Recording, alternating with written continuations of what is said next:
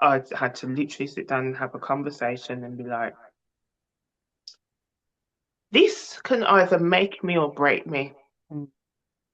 Yes. And I saw people in the family who it very much, very got very close to breaking, because that little boy was very much loved and still is.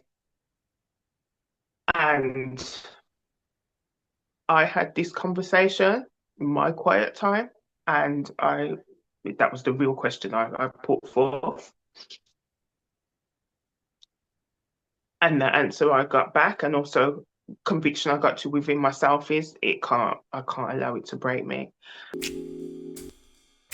Sisters, hey, little girl, are you looking for hope in the world that has lied to you about who you really are? Wrong woman, holding in story she needs to tell what God really wants you to do in this world. In His name, hope to break free from the shackles and the lies.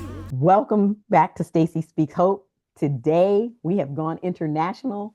We are blessed to have Alicia Mullings with us all the way from London, UK. Alicia is the example of the Jamaican statement, who God blesses, no man can curse.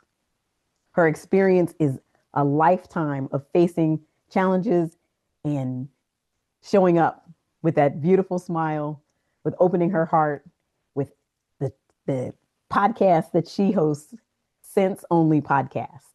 We're so grateful to have you here today. So my Thank you. opening question is always, what do you know, what do you remember about your little girl? Mm. Ooh, okay.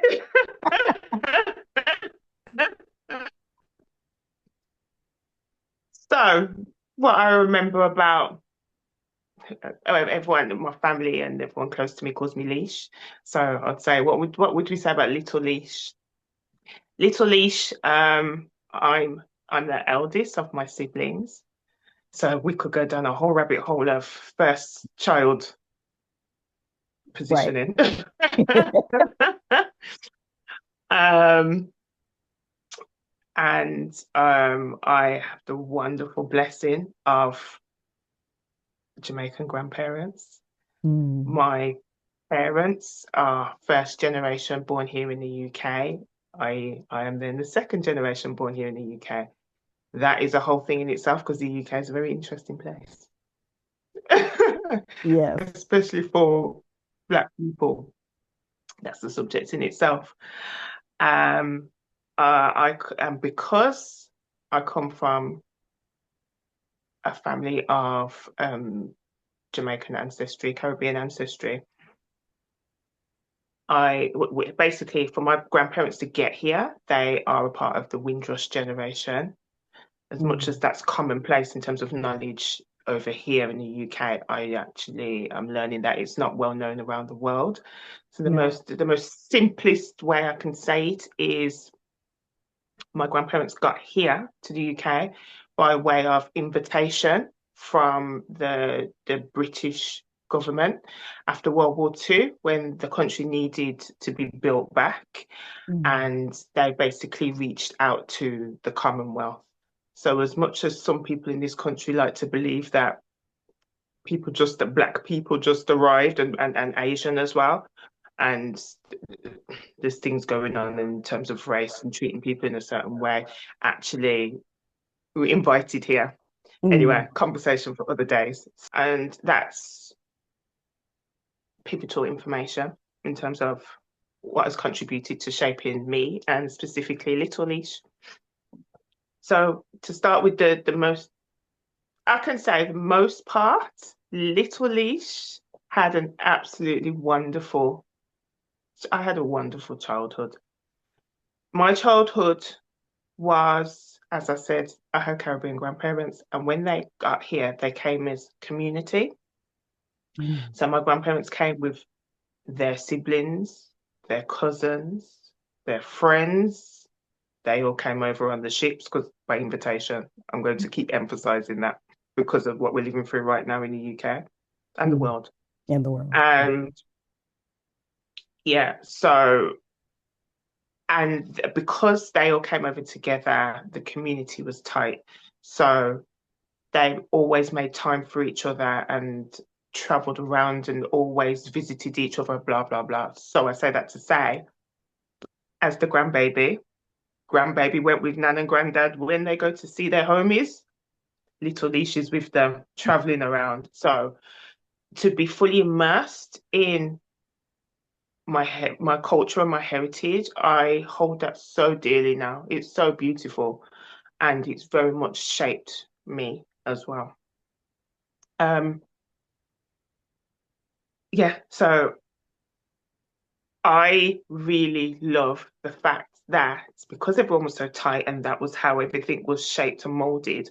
I remember when I was a little girl and I don't know, I did something. I was actually a very well-behaved child, I should say, because I was the eldest, kind of semi by default. So most part was well behaved, but I do remember I pushed a button. I don't know what I did, but I just remember being told off by so many people. And I remember actually being so upset and verbally saying, I feel like I've got 6 parents because it felt like I went through so many people. Now I'm older and a grown woman. I'm like, that right there was beautiful upbringing because I can definitely say I am a child of a village. Now, that village consisted of my maternal mum and my grandmother, my grandfather, my mum's mum and dad, my mum, my dad, my aunt and uncle, and I'd say bonus person was my mum and dad split, so my dad married and I had a stepmom as well. Mm-hmm. So technically 7. Yeah. So and yeah, it forced me to because I was very much a thinking child as well. So I thought, is it worth doing anything naughty? Well, no, I'm gonna have to deal with all these mouths. And I got to the conclusion really quick that it's not. So hence, additionally, why I was so well behaved. It was just, it was a headache to try and be rude. I didn't even bother. Yeah, that's funny. Very good reasoning. So yeah, so that's pretty much the foundation of my environment, shall we say. Mm-hmm.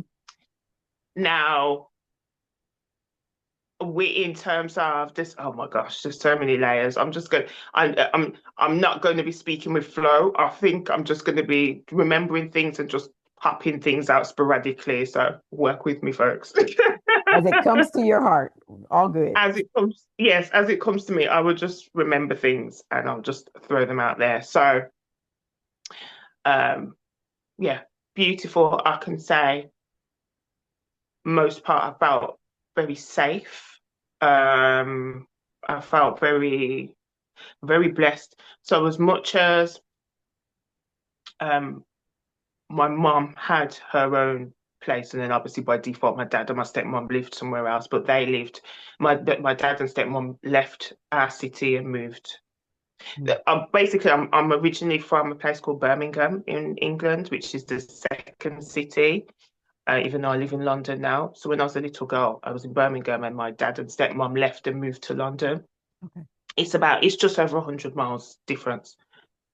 And so living at mum's house, great. However, I can always say my home was Nan and Granddad's house. We were typical Caribbean family, like Sundays, you know where we all are. We're all at Nan and Granddad's house. 4 o'clock, you bet everybody's butt better be on the chairs around the table, and we're communing and having Sunday dinner together. And them are things that I really hold so dear to my heart in terms of Sunday dinner. And obviously this was pre all the technology is mobile phones and blah blah blah. So we got to talk as a family every week. Beautiful. And I was very fortunate to spend a lot of time at Nan and Granddad's house. You practically, most people thought I actually lived there. To be honest, I was there so often because my primary school, I think you call elementary school over there, Mhm. was round the corner from Nan and Granddad's house. So therefore, I would go to school, and then after school, I go to Nan and Granddad's house. I literally only sleep in my mum's house because in terms of dinner, and then if my mum was working, because sometimes my mum would work late shifts, Mhm. my granddad would pick me up from school, and then I'd just be with my nan and granddad. No, not my nan, with my granddad. And then I remember put me in the car, so I'm ready for bed. And there was a step. I'm gonna cry. He used to, and he put the duvet in the back seat for me, and I just make me so comfortable and cozy. And then we'd go and drive and pick up my nan. And my granddad was just the funny that guy. He's deceased, hence why I'm emotional. He was so funny. He was the best. And it's just that personal time. Sorry. As you're watching this podcast, I just want to jump in and offer you the opportunity to get a hold of your own copy of the No More Lies guided workbook and healing journal. Because what it's about is you hear our guests share their stories, is a place to unpack those things in your life that cause you to have behaviors and patterns and responses that come from some story, some belief, some action, some reaction that your little girl had, a seed that was planted that might not have been true. We call it a lie because it's not the identity that God created us to be. And in him and through him do we seek him to find the truth according to who he created us to be for the purpose he's called us to go out in the earth to do and to be.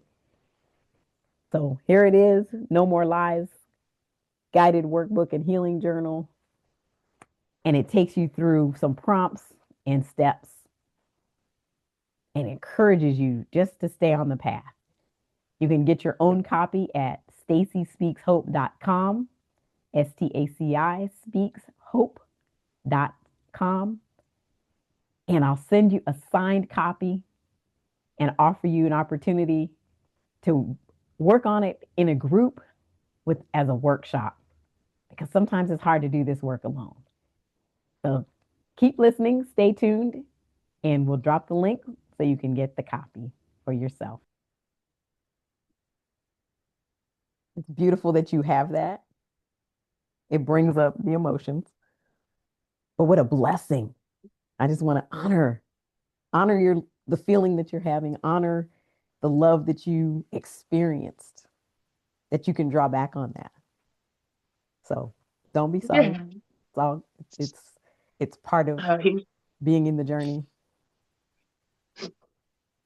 Best. And he was such a typical Jamaican man, so funny. And we're from a part of Jamaica that they speak so fast that even though he was so close to me, I literally had to just focus and lip read to know what he was saying. It's things like that is so funny.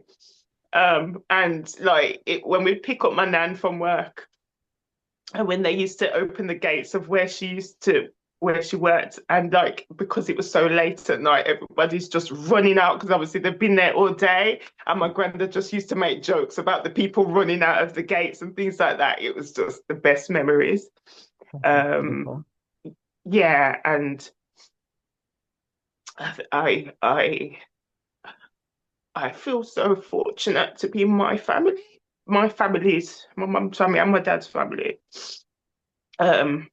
Because especially in the time that we're living in now, where there's so much um, challenge between male and female. Mm. I actually really feel really protective over males because even more so because of memories like that with my granddad and all the other males in my family. I always make the joke that I feel like I'm related to a gazillion people, just a billion people, because both of my families are humongous. Therefore, there's a lot of males in both of my families, and they're all incredible, all of them, and from all the generations down. So in terms of me, I don't have any hang-ups with males. The people I've always felt protected by, I feel really safe with, is our men. Mm-hmm. So when I see the dialogue and the conversations, and granted, I know everybody's got their journeys and their stories, and by no means am I under any form of illusion that there's not bad people in the world or people with issues and challenges. Like, that there's things like that. That would probably be part of my story that I could share as well. But I can definitely say, in terms of anyone who's blood related to me, I feel nothing but safe from little leash to where I am now. I've always felt protected by all the men in my family. That's a lot of men. That's a lot of them, and I give thanks for that. And just to point out, Um, at the seed that was planted, that men are safe, just to contrast for the women who had the seed planted that men are not safe. And that's where we just want to highlight everybody's story is not the same, but the seeds that are planted. So in your identity, in your world, in your expectation of the men you interacted with, you walked out of your life, your parents' house as whatever age, and you thought, hey, men are safe. You weren't leery, you weren't worried, you don't have bad memories. And that's important to note. but to add to that, um, I did have experience of people who are not safe, in terms of somebody in my family who was in a relationship with somebody who was physically abusive. Mm, Um, I won't mention who, right. out of respect and care, because I've had a conversation with them because I wanted to talk about it on my podcast and Okay. consulted not only them but also their child, because that child has to live their life knowing that that's their dad Yeah. physically abused their mom, and they thought best bet they said no, basically. So, Mhm. however, that was in very close proximity to me, so I saw that. So as I said, I'm not under any illusion because Yeah. I saw a thankfully, that's why I specifically highlighted also anyone who's blood Blood. related to Yeah. me, I'm safe with. However, I was in very close proximity to somebody who was not a nice man, and he physically abused someone in my family. Mhm. So the illusion's not there. I know that there's bad people. Yeah. Oh, yeah. Um. So yeah, you see the layers and the contrast and the things that I've had to not only mentally but emotionally process as well from a very young age. I pray that those mentioned will one day get the strength within themselves to allow me to share that story. But as I said, respectfully, I won't. Yeah. So, And that's part of their journey. You know, the people can share the story on the other side of the healing. If the healing hasn't happened, it's not a story yet. It's a mm, it's a living, breathing trauma. And until we learn to yeah, identify it, name it, and surrender it to the Lord to help us get the healing, to move through the process of healing, it has to stay yeah, contained because there's more going on. Like you talk about the layers of the trauma, the layers of self identity, and all the other things. Having compassion for the yeah, other person, you're doing that because you're broken and you took it out on yeah, them. You know, so just to say that yeah, that's a beautiful prayer to have because you care about these people and to yeah. see the nuances of where they are of still in this place. They're trapped. That's the kind of lies, Right. whatever the story is that goes with that. These are the kind of lies that I try to bring out when I'm working with people because they're not there yet. And your love and Mm. compassion Right. for them and honoring their request is beautiful, because that's where they are today. And know that prayerfully Yeah. they won't stay there. Amen to that. Oh, yeah. I pray that they get freed to then speak for themselves and then can all speak together. So to continue, about the wonderfulness that is my granddad. He I remember specifically when I was going to secondary school, or what do you guys call it, high school, Hmm. and we're now having to have ties, and I just Oh, was, oh, I'm going to cry again. My granddad taught me how to tie my tie. such sweet Mm. memories. And I just want to name these, the thoughts again, the seeds that were planted is that I am so safe and loved, and this is a person I can count on. This is a person who will teach me and show me and care for me, so that I'm prepared to go out into the world. You needed that tie tied, and you had it tied, and you knew how to do it because you had a man in your life that knew how to tie a tie, that was present. I don't know what, if you could Yeah. name what the tears are from, you know, I can only guess that this is part of the attachment of just recognizing that. And I don't know if you want to add to that Yeah. or. So I think it's just key times that I know it's just me and him. Mm, Um, yeah, that I know it's a memory that's just me and him in those moments because it's like, and I'm just so grateful for him because I know a huge part of him being the man that he is has contributed to the woman that I am today. mm, Like another one was I also remember when I was I may have been about maybe about seven or so possibly. mhm. And because I felt so safe in the house, I remember I had on my night dress and just running around the house as we do. And I remember my granddad, he told me off. He says, Leisha, go and put on your, and dressing gown. Well, but he's Jamaican, so he said, go put on your house coat. Yes. He And people are told me like off, that told me to here. go and put. Oh, it is it? Okay, so yeah, Some people told me do. off, told me, Lisa, go and put on your house coat. So at the time I'm a child, I'm like, don't understand, but I'm going to respect him and listen. And then straight away, when I put on my house coat, now I'm a woman, I get it. I get it. And I'm so grateful that he did that because he instilled in me just that, brought Mm, an awareness as me as a female and how you carry yourself around men, even though I'm safe, I'm safe around him and I'm safe in our family house. yeah. But he didn't realize just in terms of just that has instilled something in me in terms of mindfulness, in terms of how I present myself and show up as a female, especially in the space of males, is Yes. what I took from that. Yes. Um, and why I carry myself a little bit more, I guess, especially in the world today, it could appear a lot more modest. Yes. Um, Yes. That was the you word I was know, thinking. Because modesty has to be taught. And I think it gets yeah. mixed up and has been twisted by the enemy and manipulated to appear to be shame based rather Mm, than self care, self love, awareness, mindfulness based.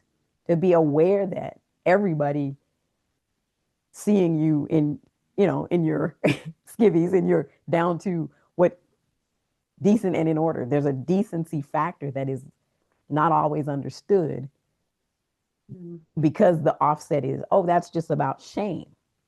Maybe, but mm, when I used to teach, I was a teacher, retired, and I had this conversation with young ladies. It's like, if you know how men think and you care for them, you won't put them in a situation where their hormones, they're tintillated by what they see. yeah, That's how they were made. So out of respect for the males in your space, or how you want to be perceived as a woman, be conscious of that.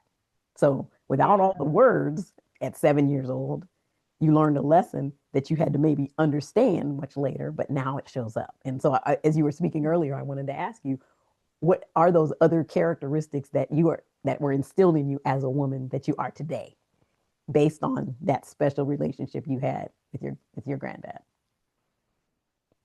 Can you name them? Um, he very strong. So I've very much been told that I'm very strong. Just in terms of how I show up in the world. Mm-hmm. Um, a key thing that I could share in terms of demonstration of my strength is I'm a oh, Stacey, all the emotions, my goodness me. Whew. I'm I'm a mother who's outlived their child, is Mm, the nicest way I can put it. mm, And just in terms of that, I'm forever told how strong I am because everyone says you don't wear it. We would never know because I smile a lot and it's genuine smiles. It's not fake smiles. I'm actually a genuine happy person because of how I've had to do my own work, do my own and channel strength. And I think Grandad was a big part of the strength I have and the rest of my family as well. I haven't even started speaking about the rest of them. And as much as I've shared so much love for my granddad, how I love my nana and everybody else, including my parents, they gave me life, give thanks. But I just as a little sidestep, I absolutely adore and love the relationship between grandparents and grandchildren, period, because of the relationship I have with mine. mm-hmm. So when I see other people now and that dynamic, it just warms my heart so much because it's different as well. You know, you have there's a bit more of a relax than parents with their children. There's They, different dynamics. You yes. know, there's more time, there's more peace, there's more space, there's more exchange, etc. So it is a very special relationship, and I can say they all my grandparents are winners. You know, Mm-hmm. I'm blessed to still have both of my grandmothers, both of my grandfathers have passed. Mm. Um, you know, uh, what was I going to say? So the strength I'd say was definitely from he. I feel like he was one of the strongest people I know, So he modeled strength. What are the very things that you much. saw that, again, as a child, maybe couldn't name, but what were the things that looked like strength, if you had to say? Were the He, identifications? I feel he, both of them, and Nana as well. They held our family, you know, and both for my nanas as well. So because my other nana as well, they, yeah, when you say especially the women that are the matriarchs of the family, like fantastic. They did the damn thing. Um, you know, and I love how they held on to their identity. They held on to our culture, especially us living in a strange place. Yeah. You know, I I've have such a love and affinity for home. Well, if I say home, I'm talking about Jamaica. I'm not talking about this place I'm sitting in right now. As much as I was actually born here, I see Yes. home as Jamaica, Mm-hmm. and that's from my grandparents and their peers who they held strength of holding on to that in as I say in a very strange place, and a place that can easily make people conform, i.e., water down who you really are. And they didn't. They held their accents. They held all the things, all the things that make us, you know. Um, That's and I beautiful. really love them. I love and respect that because they held it so much that they've passed it down to me because I'm generations down, and I see the importance in that. That in the brief time I had my son, I would have instilled it in him as well. And even then, the other little people around me, I do what I can to let them know as well. And, you know, I've fly the flag for our true identity and our culture and who we are, and yeah, not overly assimilating to the environment that we're in. That's Um, beautiful. you And know, just another yeah, example of how generational impact. We a lot of talk more about generational curse or ancestral trauma than we do about, because it's so rare. You have been blessed with this opportunity that you can sit here and say that you're generations removed from your homeland, and yet it's still home because you learned about it in a way. And especially when you yeah, think across the diaspora, that's elusive to so many Black people distributed across this globe. right, Even those that don't even know yeah, they're from there in South yeah, America. And like, y'all are Black. Come on now. Where do you think that yeah. came from? Where that melanin came from? Stop. There you go. So There you go. Oh, yeah. They did a great job. I say they did a great job. I fly the flag for home probably more than my actual parents and their generation. I and as I say, in terms of what my grandparents made sure for, I've been going to Jamaica since I was about 3 because of them. yeah, They saw the importance, and then they passed it down, instilled it in us, and yeah, I literally in my adult years have seen the importance of I try to get home as often as possible. Like when I meet new people, and I always share with them, I say to them, I don't see Jamaica as vacation. It's not vacation at all. Vacation Jamaica is healing. mm, It's it's love. It's power. It's a different vibration. It's the battery getting powered up. yeah, It's all the things literally as the plane is circling in and the clouds break, and I land in one called Sangster, which is in Montego Bay. As we're over, listen, there's a different feeling yeah, that I feel, and as I said, it's not vacation for me. I'm like, okay, now we're getting powered up, because this environment that we're in over here on this island is so draining. yeah. That's an episode for other days. Because here we've got power down. We go home and we power up.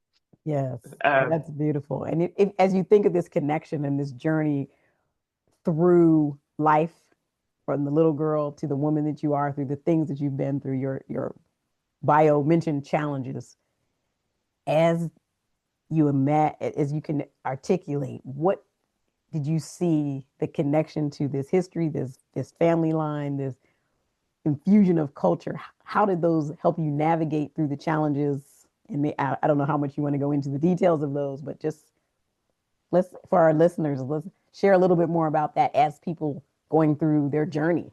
What tips would you share? What insights?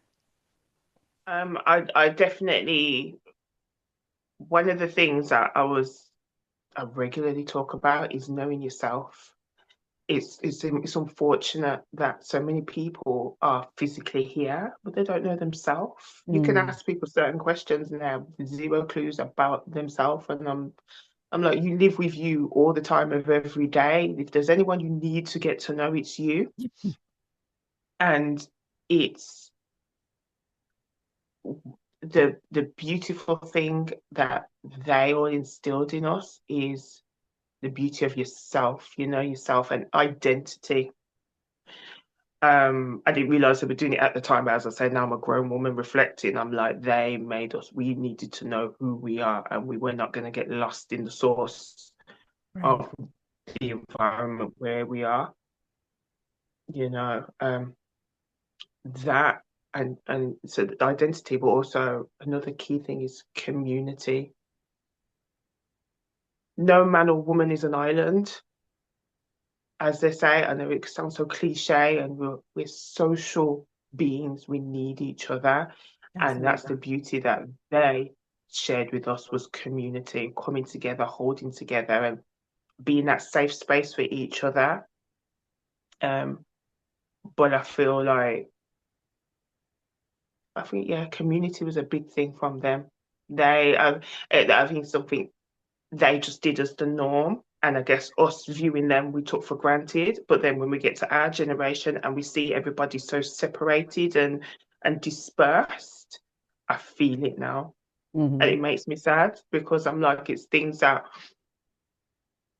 we need community. We all need each other. You Yes. know, you can get so many gems from other people, and it's not even a case of you have to make an occasion to see people Yeah. because Right. with the right people, you can sit in the same room and not say a word to them, but there's so much deeper layers of how we're connected, and we need that, you Yes. know. So I'd say to people, I know it's hard, but try your best to find your tribe, you know, and it's not always default the people you're blood related to, you know, you friends are the family that you choose. Yes. I feel like we need to get a lot more active in that and finding kinfolk, find people who we resonate with, who we rock with, and people who treat us the way Want to. we can treat people how we want to be treated and vice versa. So therefore everybody's being treated well. Yes. I know it's hard, but yeah, there's good people in the world. So we just have to kind of take time and have it as an intention to build community. And If the that answers blessing your of question. having that type of community again, when you face challenges, when life gets hard, when tragedies happen, you're not out there trying to figure out who you are, identity first, and then finding your people. You have to know who you are sometimes to find the people who are your people. Because if you don't know who you are, you're Yeah, bouncing from one set of people to another to find who do I actually connect with. right. So Yeah, that's such a gift and a blessing again that was instilled in you. Your little girl, little Leash, knew yeah. some things, but she didn't even know how powerful they were. Not at the time, not at all. No. Yeah. But now I'm just, it's, I walk with so much pride and joy when I speak about my families now because it's just, as I said, I didn't know when I was little, but we get so much feedback. And Mm, these days, we literally get people saying, you guys are different." that's In the most beautiful. beautiful way. Yes, yes, People are surprised at how tight we are, how yeah, how close we are. How I always say to people, my family's not, they're not just these bunch of people who are just default related to me. I'm like, my family's my friends. yeah, Like them people right there. If we weren't blood related, that's my people. And I didn't realize how different and how special that is until we started getting feedback, all of us. So when we come together, when we talk about when people view us and we're like, "Oh, somebody said that to me as well. Oh my gosh." You know, to the point where my ex-partner, he was like, "You guys are the firm." It was like, "You guys are literally like a firm." I was like, "Oh, okay." that's And I'm like, wonderful. we're good, we're good, but at the same time, as I say, I feel like the elder generation, they set the blueprint in terms of even knowing how to maneuver and manage that and cultivate the relationships.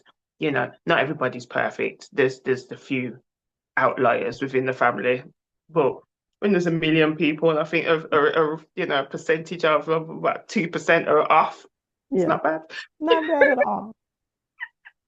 So for the people who I like that you said to be able to cultivate that and to find your tribe, find your people in because we're on a healing journey. For my audience, that's what we talk about generally, and as people are going through that, Little Leash and Alicia are an example of what it's like to have had that, to have that deposited, to have that modeled from being a little girl with memories back to 7 year old and those special moments with granddad. That's a gift Mhm. and a blessing. Certainly, even seeing the international nuances and dynamics that those things were more maybe available to you than some of us that are in other parts of the world that got dispersed farther from that. Because the Right. thing you said too, that your grandparents came by invitation, with their community and brought their culture and made an intentional vow, if you will, as a group to maintain and sustain and live in that. So the dilution did not happen. So that this Right. integration myth of be less of who you are and more of the dominant culture, the other culture that doesn't even fully welcome you. Why would I give myself up if I knew what it was? Yeah. I was literally having this conversation with somebody earlier today. So it's Right. how God works things out, but it just shows up. Right. That foundation, that belief, that trust in who we are and who we can be stronger together in community in these times, in the times of Mm. challenges. Mm. When you talk on your podcast, what are the things that you are sharing with women that may be on this journey or maybe invite them to this journey? What comes up for you when you think of when you meet somebody who hasn't had that? What would you how would you encourage them to start this process, knowing that in some ways you're an archetype that is elusive to them? Yeah, no, it's a great question. Well, one of the philosophies of my podcast in particular is to be the change that you want to see in the world. Okay. So even if that's not somebody's history, nothing stops them actually doing something today and making it their present and their future, for not only themselves, but for if they're a parent or auntie or whoever, they've got little people in their world, Yes. change it. At the end of the day, we all have the power to transmute, so and if you've got that energy, you put it into something positive. You go, okay, so that wasn't a part of my story up until this point. However, I have all the power in the world to what would be a co-author for my Yeah. future with the Most High. Yeah. Co-author, and we rewrite this Yes. going forward is best thing I could say at the moment. Literally, No, you have the power to change it, and you do it from this point forward and I as love an that. intention. That's beautiful because what comes to mind for Yeah. me is the scripture that talks about renewing the renewing of our minds. Do not be Right. conformed to this Yeah. world, but be transformed. The change in that change, Hmm. be the change. And as you are transformed from this broken place, from this unknowing place, from this lack of having that identity in that culture, the transformation can occur where you still in that new place, or as you're aspiring to that new place, find the people that can be your strength and model and encourage and support and hold up your arms when they're weak. So that's such Yeah. wonderful advice. Thank you. You just, and also just to add, it's a choice. So, you know, and definitely just getting closer with your creator, I'd say. Pivotal pivotal point in my life in terms of being an example of that was when my boy died. And as cliche as it sounds, I literally had to have a conversation with God, literally, as you can imagine. Um, I had to, and for anybody else who gives honor to their ancestors as well, I had to literally sit down and have a conversation and be like, this can either make me or break me. Mm. Yes. And I saw people in the family who it very much very got very close to breaking, because that little boy was very much loved and still is.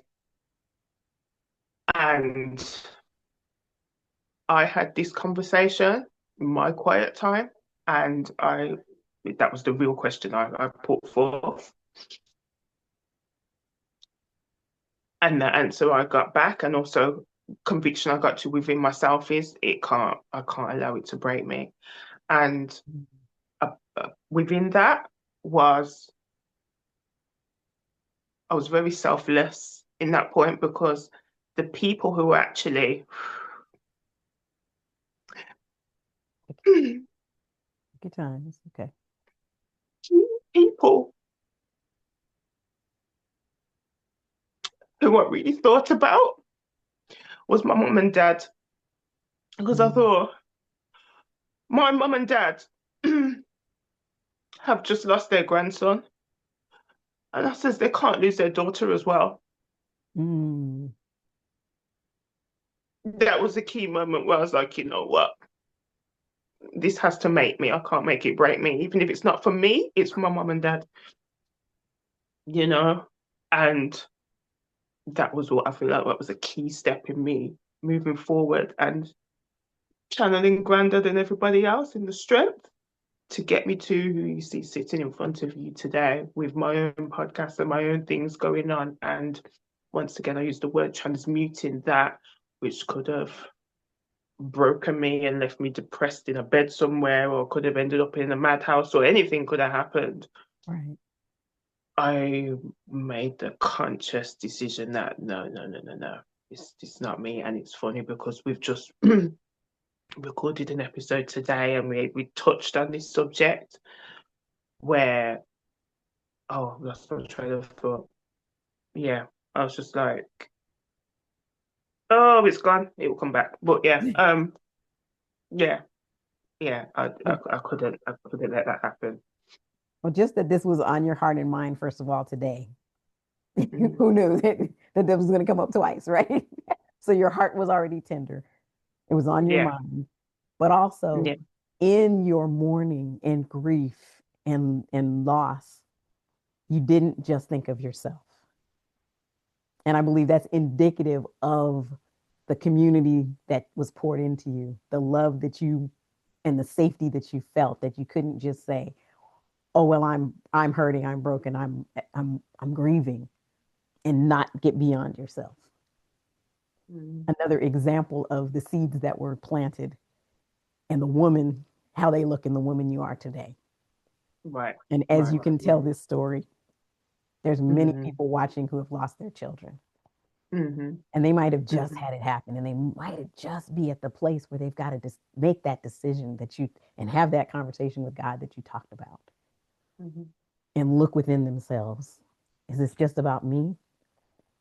Am I going to allow that to define me, to break me, and determine my future? Because the people that you're going to talk to, that you haven't even talked to yet through your podcast and your life, would have not been able to have that. Yeah, but So I it's just come celebrate back. that. Good. Thank you. Thank you so much.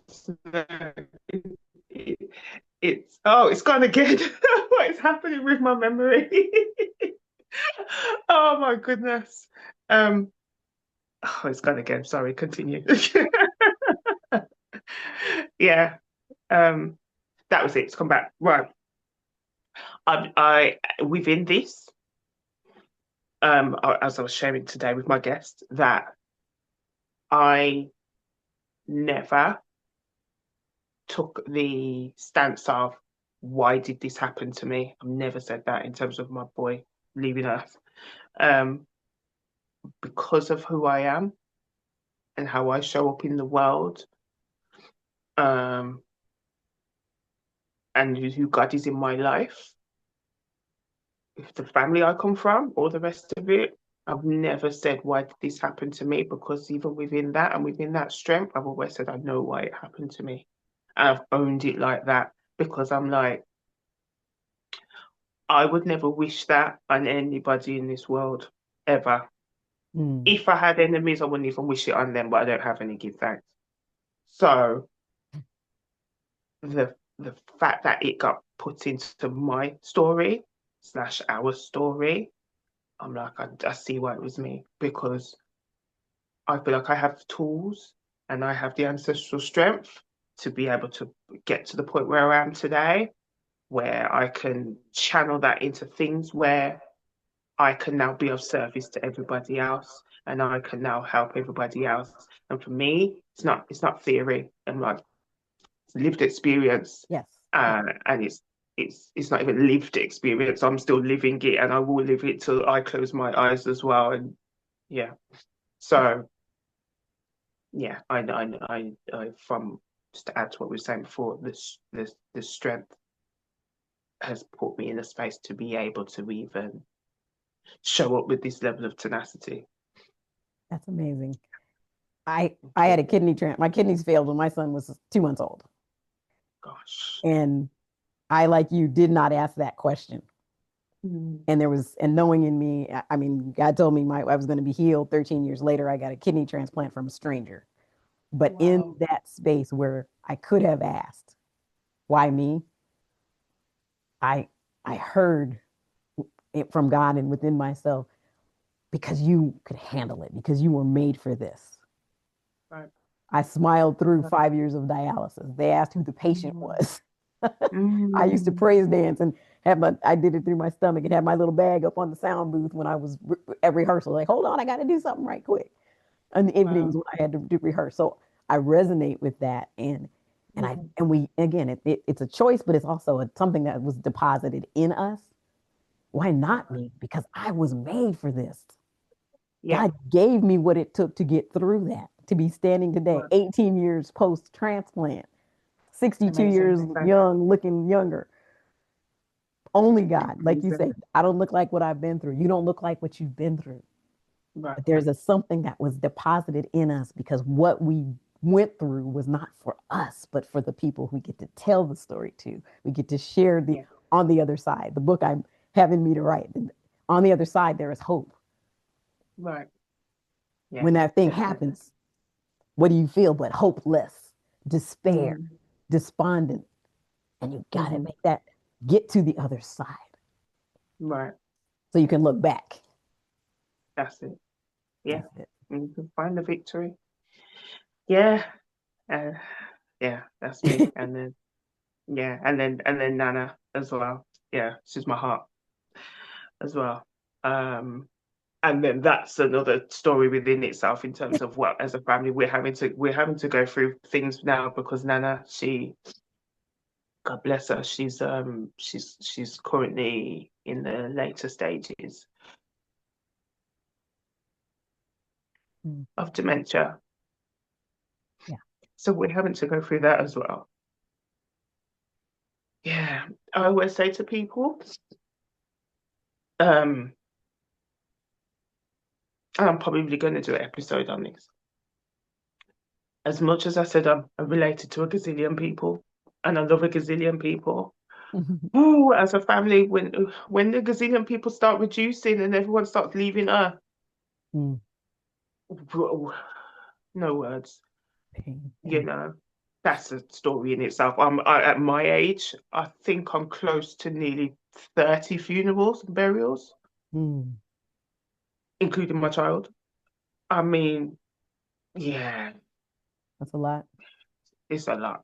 It's a lot, and you just see more and more coming. But would I change it? No. I will forever love the fact that I got to love so many people and they got to love me back. Yeah. Yeah. It's just hard. And on the plus side, we had a family reunion on Saturday just gone. Oh. and I met more family. Oh, wow. That's amazing. That's beautiful. To even do that, that's, to have a functional enough family where you can come together. That's another blessing. Yeah. That's fabulous. Yeah. I wouldn't change anything or anyone. Yeah. This I did an episode, my third episode I did with my uncle. He was my first guest. And it was a very hard topic. So for anybody who goes and looks for me and finds me, when you find the topic, you'll be like, okay. It's a very, very hard topic, very deep topic. However, in the midst of the deepness of that conversation, I did say to him, I says, I'm glad that we're family. And not just him, all of them. I'm glad that we're all family, and I'm also glad that we all came at the same time. Mm. because we could have been family, and he could have been born 100 years ago, and vice versa. So Yeah. and I really mean that. Um, yeah, To have the chance to be in each other's lives. I love that. Well, this definitely. has been such a good journey, such a good story, so much importance of identity. I think for me, I talk about the healing is necessary so that we know our true identity in God and in and for the who we are to be on this earth. So you've modeled that. There may be a whole nother podcast that comes, another episode that we talk about, because I know there was more. That was just a snippet of the Yes. story. But I Mhm. appreciate your authenticity, your transparency, not telling me to stop recording when the tears came, to just show up as Hey, yourself. show And up. I just real keep showing people, up. right? The real people cry. Real people, real people, real stories, and as I said, me showing up now back in the media world is, I literally announced this on my own podcast. It's not just for me. It's for me. It's for my son. It's for my journey. It's for our journey, etc.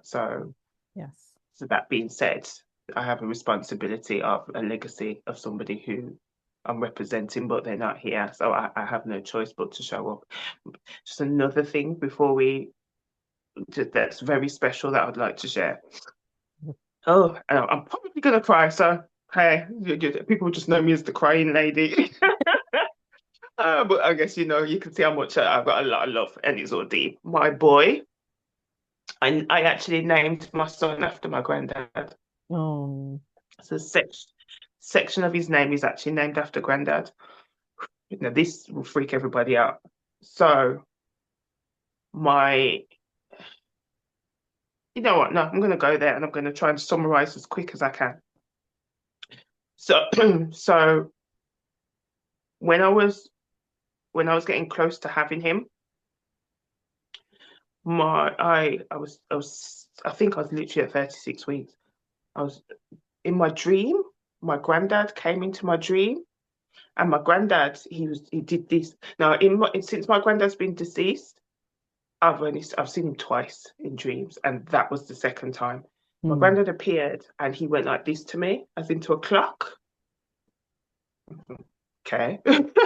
But I always know when I get visited in my dream by my granddad, because I actually wake up in tears, like real tears. Hmm. So he pointed to his watch, and I was just like, okay, great. Anyway, moved on with life. And I had another dream not long after, and my granddad said to me, when you have the baby, we're all going to be with you, type of thing. And I was like, it warmed me, but at the same time, very powerful. But I don't get scared or freaked out by these things because, as you see, I'm very comfortable with my living and past family. So I was like, okay, he said everyone's going to be with me. So then, um, cut a long story short, when as I said, my boy, and part of his name was named after my granddad. Hmm. When my boy passed, my I don't know how people operate in the States, but my grandparents' generation who are here, they all bought their plots in the cemetery from years ago. They're very organized. So my nan and granddad had a double plot, therefore my granddad's already in there. Um, my nan, she's a bit of a feisty one. She got a bit of an attitude before she got dementia. She was like, I don't want to be married. I don't want to be buried with that man. We just end it there. So anyway, I'm like noted. So anyway, fast forward to when my boys died. I literally went to my auntie and my auntie and my mom, and I just felt a conviction in my heart. And I says to them, I says, how would you two feel about me burying my son's name's Judah, burying Judah with granddad? And my mom and auntie were like, absolutely fine. So as you can imagine, my boy is now with my granddad, and the headstone has the names leveled. So the line in the middle, and you've got the same name on both sides, as freaky as that sounds. Wow. Obviously, I didn't know my boy was going to die, but literally, so he's got his first name and then my granddad's name, and then the section literally is their names matched. I thought, wow, powerful. So my interpretation also of granddad coming in my dream and doing that was, Leash, you're not going to have him long. What is coming back to him is what I took from that. So that's part of my peace and my comfort as well, is to know that my boy is with granddad and them. That's beautiful. But if you're watching today, to our audience, this was a powerful opportunity just to hear of the many ways seeds are planted, the many ways it shows up in life, from a young girl to a woman, the love, the community, the identity. Thank you so much, Alicia, for sharing. I do feel like we'll probably have another part to this, but for now. Oh, definitely. Thank you. Thank you for having me. It's been amazing. Tearful, but amazing. Yes. The seeds that were planted make you the woman you are today, the woman you are, the things that you've been through. If you're watching, this was not by accident. I pray that your heart was touched. You saw something, you heard something, how important it is to find that community, to find your tribe, to find your people as you have found yourself after the journey of this healing that we talk about. When you know who you are, it makes it so much easier to find your people, because you're looking over your shoulder, you're hearing the haunting memories and the trauma and reliving those things, that this is what we aspire to. So as we close out, thank you again for being here. Until next time, be blessed. Thank you. Thank you for watching Staci Speaks Hope. Don't forget to subscribe, like, and share. To schedule a free coaching call, the link is in the description. Wrong woman, holding in story she needs to tell what God really wants you to do in this world. In his name, hope to break free from the shackles and the lies that have become your truth and put blinders on your eyes. You built walls around your heart, you have plugged up your ears. Get freedom to hope's what you need. It's in reach, wipe your tears.